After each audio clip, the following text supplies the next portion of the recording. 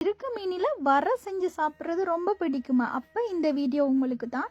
நான் இப்போ திருக்க மீனை கழுவிட்டு அதுக்குள்ள மஞ்சள் தூளும் உப்பும் தண்ணியும் விட்டு அவிய வச்சு கொண்டு இருக்கிறேன். இது அவிஞ்சு வரும் வரைக்கும் வெயிட் பண்ணணும். அதுக்கு பிறகு நான் சின்ன வெங்காயம் எடுத்துருக்கிறேன், பச்சை மிளகா, உள்ளி எடுத்துருக்கிறேன், கருவேப்பிலையும் எடுத்து நான் அடுத்தது தேங்காயை நான் திருவி எடுத்துட்டேன். இப்போ அவிச்செடுத்த திருக்கையை உதிர்த்தி எடுத்துட்டேன். இப்போ சட்டியில் கடுகை போட்டுட்டு உள்ளியை போட்டுட்டு அதுக்கப்புறமா வெங்காயமும் போட்டுட்டு அதுக்கு பச்சை மிளகா, கருவேப்பிலை எல்லாத்தையும் போட்டு தாளிக்க போகிறோம். இப்போ நான் உதிர்த்தி வச்ச இந்த திருக்கையை இந்த வதக்கின இதுகளுக்குள்ள போட்டு இப்போ வறுக்க போகிறேன். வறுத்து கொண்டு இருக்கும்போது மஞ்சள் தூளும் போட்டு கொஞ்சம் உப்பும் போட்டு நான் ஏற்கனவே உப்பு போட்டிருக்கேன், கொஞ்சம் உப்பு அளவாக பார்த்து போட்டு நான் அதுக்கு பிறகு வரைய இறக்கைக்கு சின்ன சீரகமும் மிளகும் உள்ளியும் இடித்து போடணும். அதுக்கு நான் தயார் பண்ணி கொண்டுக்கிறேன். தேங்காய் பூப்பை போட போகிறேன்.